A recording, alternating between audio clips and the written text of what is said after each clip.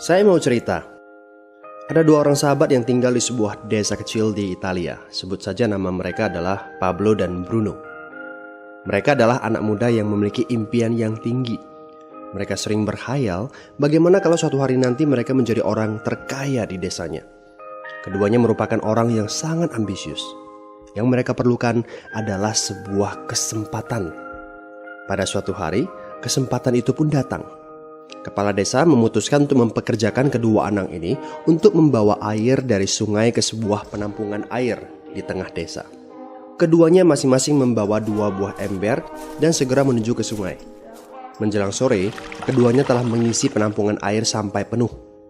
Kepala desa menggaji mereka masing-masing berdasarkan jumlah ember air yang mereka bawa. Wow, Pablo dan Bruno senang sekali. Ini berarti impian mereka akan segera terkabul. Mereka sulit percaya jika mereka bisa mendapatkan rezeki sebanyak ini. Mereka bekerja lebih keras lagi setiap hari agar bisa mengangkut air lebih banyak. Namun, Pablo mulai merasakan ketidaknyamanan. Ia tidak yakin pekerjaan ini bakal buat impiannya terwujud. Punggungnya nyeri dan kedua telapak tangannya lecet-lecet. Kian hari, kian takut saat harus pergi bekerja. Ia pun mulai berpikir keras mencari akal bagaimana caranya membawa air dari sungai ke desanya. Aha, Pablo mendapatkan ide. Bruno, saya punya rencana. Daripada kita mondar-mandir bawa-bawa ember setiap hari, kenapa kita nggak sekalian aja buat sebuah saluran pipa dari sungai ke desa kita? Saluran pipa? Ide dari mana itu? Seru Bruno. Kita udah punya kerjaan yang bagus, Pablo. Saya bisa bawa 100 ember sehari. Saya akan jadi orang kaya. Di akhir minggu, saya bisa beli pakaian baru. Pada akhir bulan, saya bisa beli seekor sapi. Dan pada akhir tahun, saya bisa bangun sebuah gubuk baru. Nggak ada kerjaan sebagus ini di desa ini. Setiap minggu kita bisa liburan. Setiap akhir tahun, kita berhak cuti selama 2 minggu dengan gaji utuh. Kita akan punya hidup yang layak. Jadi buang jauh-jauh lah pikiran untuk bangun saluran pipa. Tapi Pablo tidak putus asa. Ia akhirnya memutuskan untuk bekerja paruh waktu. Ia tetap bekerja mengangkut ember-ember air. Separuh waktunya, serta di akhir pekan, dia luangkan waktu untuk bangun saluran pipanya. Hal itu tidak mudah. Penghasilannya otomatis menurun dan dibutuhkan waktu 1 hingga 2 tahun sebelum saluran pipanya bisa menghasilkan sesuatu yang berarti. Bruno dan orang-orang desa mulai mengejek Pablo. Dia menyebutnya Pablo si manusia saluran pipa. Bruno yang berpenghasilan hampir 2 kali lipat dari Pablo terus memamerkan barang-barang baru yang berhasil ia beli. Sapi, keledai, pakaian, sepatu baru, gubuk bertingkat 2. Bruno bisa makan mewah di kedai. Orang-orang di desa menyebutnya Tuan Bruno. Sementara Bruno berbaring santai di sore hari pada akhir pekan, Pablo terus saja menggali saluran pipanya. Pada bulan-bulan pertama, Pablo memang tidak bisa menunjukkan hasil dari usahanya. Pekerjaannya memang sangat berat, bahkan lebih berat daripada kerjaan Bruno. Karena Pablo juga harus bekerja pada malam hari. Demikian pula di akhir minggu. Tapi Pablo selalu mengingatkan pada diri sendiri bahwa impiannya dibangun berdasarkan pada perjuangan yang dilakukan hari ini. Dari hari ke hari, dia terus menggali, inci demi inci. Sedikit demi sedikit, lama-lama jadi bukit. Dari 1 inci kemudian menjadi 1 kaki. Kemudian jadi 10 kaki. Kemudian 20 kaki, 100 kaki, dan seterusnya. Bersakit-sakit dahulu, senang-senangnya kemudian. Demikian dia terus menyemangati dirinya sendiri. Sepulang kerja, tubuhnya lelah sekali. Fokus pada hasilnya.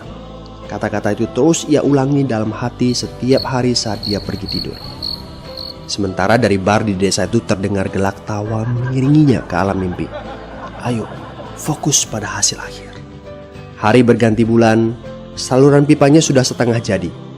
Saat beristirahat, Pablo melihat dari jauh sahabatnya Bruno yang terus saja mengangkut ember-ember.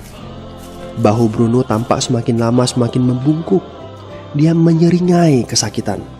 Langkahnya semakin lamban akibat kerja keras setiap hari.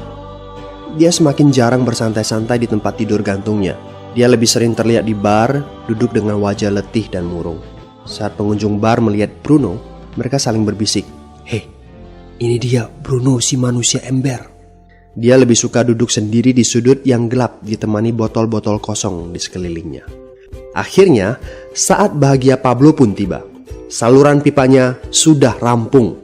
Orang-orang desa berkumpul saat air mulai mengalir dari saluran pipanya menuju ke penampungan air di desa.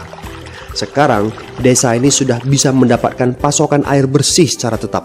Pablo tidak perlu lagi membawa ember. Artinya, airnya akan terus mengalir, baik dia sedang bekerja maupun tidak. Air itu mengalir saat dia makan, saat dia tidur. Air itu mengalir di akhir minggu ketika dia asyik bermain. Semakin banyak air yang mengalir ke desa itu, semakin banyak pula uang yang mengalir ke kantong Pablo. Apa moral dari cerita ini? Pertanyaan yang paling penting untuk kita renungkan adalah, siapakah Anda? Seorang pembawa ember atau seorang pembuat saluran pipa? Apakah Anda hanya mendapatkan penghasilan jika Anda datang ke tempat kerjaan, seperti Bruno pengangkut ember? Atau Anda termasuk orang yang bekerja hanya sekali saja, kemudian Anda dibayar terus-menerus, seperti Pablo pembuat saluran pipa? Jika Anda termasuk orang kebanyakan, itu berarti Anda bekerja dengan menggunakan pola pembawa ember. Anda membarterkan waktu untuk mendapatkan uang. Maksudnya, bekerja 1 jam dibayar per jam, bekerja 1 bulan dibayar per bulan, bekerja setahun dibayar per tahun. Masuk akal kan?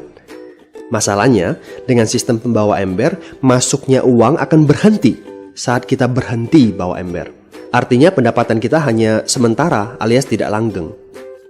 Kalau di suatu pagi Bruno bangun dan punggungnya terasa sakit, sehingga dia tidak bisa bangkit dari tempat tidurnya, berapa uang yang akan dia dapatkan hari itu? 0 besar. Fakta yang harus kita sadari adalah kita tidak bisa bekerja selamanya karena faktor usia dan kesehatan. Jika kita tidak sanggup membarterkan waktu kita, maka kita tidak akan mendapatkan uang. Pablo jauh hari sudah menyadari keterbatasan ini. Karena itulah dia langsung berpikir untuk menciptakan suatu sistem yang memungkinkan dia untuk terus mendapatkan bayaran baik dengan cara barter waktu ataupun tidak. Pikirkan ini. Bagaimana dengan Anda? Anda mau apa kalau besok penghasilan Anda berhenti? Apa yang akan terjadi kalau Anda dipecat? Apa yang terjadi kalau kemudian Anda sakit atau cacat sehingga tidak bisa membawa ember lagi? Bagaimana seandainya perawatan kesehatan yang mendadak yang harus Anda jalani menghabiskan uang tabungan Anda? Apa yang terjadi bila uang tabungan Anda itu langsung menguap dalam semalam? Kalau penghasilan Anda berhenti besok, untuk berapa lama Anda bisa membayar hipotek Anda? Cicilan rumah, mobil Anda, ataupun untuk biaya sekolah anak-anak Anda? 1 tahun, 6 bulan, 3 bulan, atau 3 minggu? Jelas. Apakah Anda bekerja sebagai penyapu jalan, bekerja di kantor, punya jabatan tinggi, atau memiliki toko, seorang profesional di bidang tertentu, tetap saja Anda membarterkan antara satuan waktu dengan satuan uang. Apakah dengan cara demikian Anda akan aman?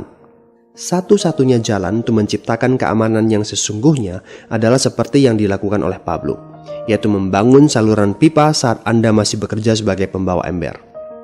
Dengan membangun sebuah saluran pipa, Anda cukup mengerjakan pekerjaan sekali saja, capeknya sekali saja, tetapi Anda akan dibayar terus-menerus.